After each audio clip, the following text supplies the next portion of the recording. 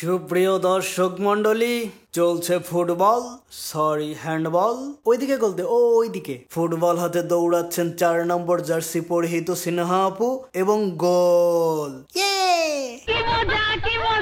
তোরা সব জয়ধ্বনি কর, আমার কি ঠেকা। হ্যালো কাছের মানুষজন, ব্র্যান্ড নিউ ভিডিওতে আপনাকে স্বাগতম। ওয়েলকাম। সম্প্রতি মুক্তি পেয়েছে দামাল। কি মাল? দামাল মানে দুরন্ত, অশান্ত। ডাব কই পেলেন? পাইছি। দামালে যে ডাবটা রাজভাই কিক মারছে, এইটা সেইটা। আজাইরা সো আজাইরা ইন্ট্রো গল্প বাদ দিয়ে ভিডিও শুরু করা যাক। দামাল রায়হান রাফির সিনেমা। এর পূর্বে উনি পরিচালনা করেছেন পোড়ামন 2, দহন, পরাণ, যা ছিল সুপার ডুপার হিট। পরাণের পর এসেছিল নিঃশ্বাস, আর এই নিঃশ্বাস ছিল অতি অখাদ্য। নিঃশ্বাস দেখতে গিয়ে মানুষের নিঃশ্বাসের সমস্যা হচ্ছিল। যাই হোক, বড় নিঃশ্বাস ফেলে আজ ডিল করা হবে দামাল নিয়ে। দামালের ট্রেলারের একদম শেষে লেখা ছিল দেখা হবে সিনেমা হলে। এরপর সিনহা আপু দাওয়াত দেন সবার জন্য, দাওয়াত হলে দামাল দেখার জন্য। একটা কথা কি জানেন, যারা হাত দিয়ে ফুটবল খেলে তাদের বদদোয়া খুব লাগে। তাই সিনহা আপুর দাওয়াত গ্রহণ করলাম, দেখতে গেলাম দামাল।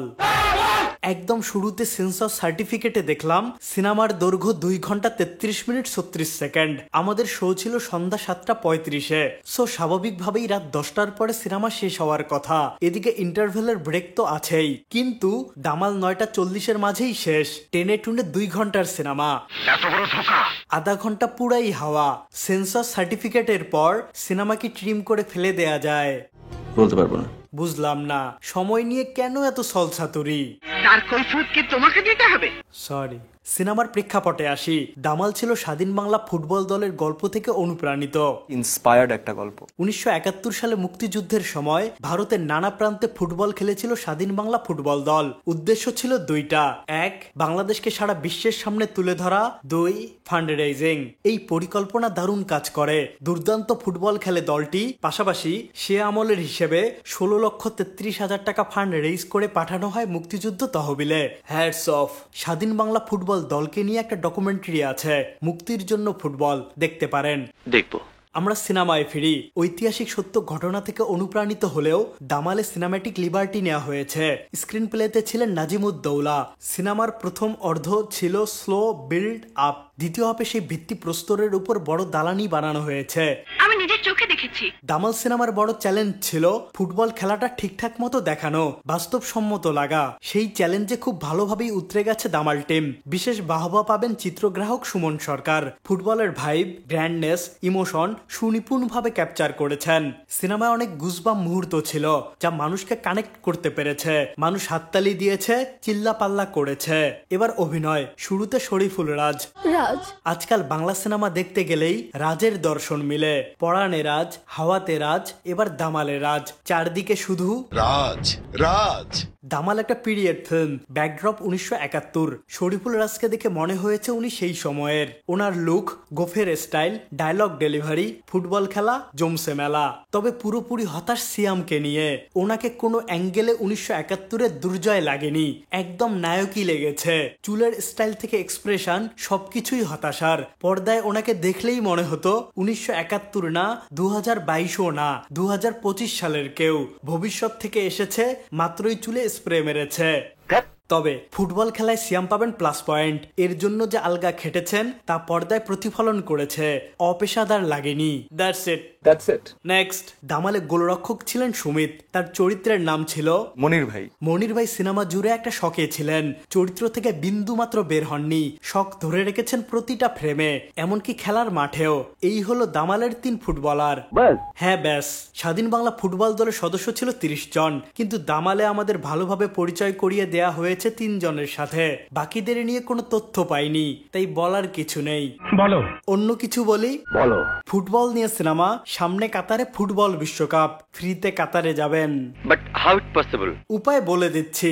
ফুটবল বিশ্বকাপ কাপাতে ভীষণ ইলেকট্রনিক্স নিয়ে এসেছে নতুন চমক। ভীষণ ইলেকট্রনিক্স এর নির্দিষ্ট পণ্য কিনে রেজিস্ট্রেশন করে পেতে পারেন কাতারে বিশ্বকাপ ট্রিপ, প্রিয় দলের jersey, football O instant cashback.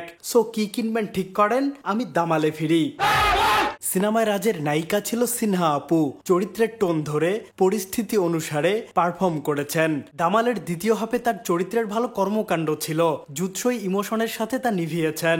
Thank you. এদিকে সিয়ামের নায়িকা ছিল শাহনাজ সুমি। এই চরিত্রটার গল্পে তেমন প্রভাব ছিল না, নায়কের একজন নায়িকা লাগবে তাই নিয়ে আর কি। নেক্সট। রাজাকার টুকুমিয়া চরিত্রে রাশেদ অপু ছিলেন ঠিকঠাক, তবে টাইটেল কার্ডে তার নামটা ঠিকঠাক ছিল না। কি ছিল? রাহেদ। দামালে মেজর কামরান চরিত্রে সাইদ বাবু ছিলেন ফাটাফাটি। উর্দু এত সাবলীল ভাবে বলছিলেন মনে হচ্ছিল তার মাতৃভাষা। সিনেমায় মুক্তিযোদ্ধাদের কমান্ডার চরিত্রে ছিলেন একে আজাদ সেতু। একদম পারফেক্ট কাস্টিং। ওনার লুক, ভারী কণ্ঠে ডায়লগ ডেলিভারি কমান্ডার চরিত্রের পূর্ণতা দিয়েছে। এছাড়া সবসময় নেতিবাচক চরিত্রে অভিনয় করা টাইগার রবিকে প্রথমবারের মতো ইতিবাচক চরিত্রে দেখে ভালো লেগেছে। উনি ছিলেন স্বাধীন বাংলা ফুটবল দলের কোচ, আর দলের ম্যানেজার ছিলেন দিনার ভাই। পুরো সিনেমা আমরা দিনার ভাইয়ের ন্যারেশনের মাধ্যমে দেখি। তার চরিত্রের দুইটা বয়সের গল্প উঠে এসেছে, একটা 1971-এ আর একটা বর্তমান সময়ে। বলেন তো এখানে দেখে ওনার বয়স কত লাগে? 37, 30, 33, 39, 35। আচ্ছা ধরলাম 34। 1971 সালে তার বয়স 34, তাহলে এখন 85। এটা 85 বছর বয়সী একজনের লুক। মেকআপ ভয়ঙ্কর এবড়ো থেবড়ো, আর গলার তেজ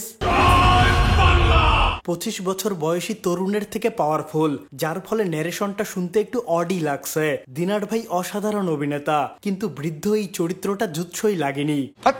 এবার বাদবাকি বিষয়, সিনেমার কস্টিউমে 71-এর ফিল আসেনি। মডার্ন সুন্দর জার্সি, নতুন জামা কাপড়। এদিকে ব্যাকগ্রাউন্ড স্কোর বেশ ভালো ছিল। দ্বিতীয় হাফে খেলার সাথে জব্বর মিলবন্ধন ছিল। এর সাথে আরেকটা বিষয়, খেলার যে ধারাভাষ্য ছিল সেটা এক কথায় দুর্দান্ত। বলতে গেলে খেলার পুরো আয়োজনটাই উপভোগ্য, লোমহর্ষক। সব মিলিয়ে দামাল ভালো নির্মাণ। রায়হান রাফির এখন পর্যন্ত সেরা সিনেমা। স্পোর্টস জনরায় এদেশে অনেক কম সিনেমা হয়, সেখানে দামাল বড় ক্যানভাসে বিশাল চিত্রই এঁকেছে। চলচ্চিত্র ফেরার ট্র্যাকে আরেকটা কামাল দামাল। এবারের অংশটায় আমার ব্যক্তিগত কয়েকটা কনসার্ন, যারা সিনেমাটি দেখেননি তারা এড়িয়ে যেতে পারেন। ঠিক আছে ঠিক আছে। দামাল স্বাধীন বাংলা ফুটবল দলের গল্প, তার সাথে যুক্ত করা হয়েছে বর্তমান নারী ফুটবল দলকে, আর এই জিনিসটা পুরোপুরি আরোপিত লেগেছে। আমাদের ইতিহাসের এত বড় একটা চ্যাপ্টার, তার মোটিভেশনে আরেকটা চ্যাপ্টার, মানলাম। কিন্তু সিনেমা শেষে নারী ফুটবল দলের রিয়েল ফুটেজ দিয়ে যে ডকুমেন্টারি দেখানো হয়েছে তা সুযোগের সদ্ব্যবহার ছাড়া কিছুই নয়। ট্রু। স্বাধীন বাংলা ফুটবল দল যখন জিতে উদযাপন করে, সেখানেই সিনেমা শেষ হলে আমরা তাদের স্মৃতি সঙ্গী করে বের হতে পারতাম। মূল গল্পটা তো তাদেরই না।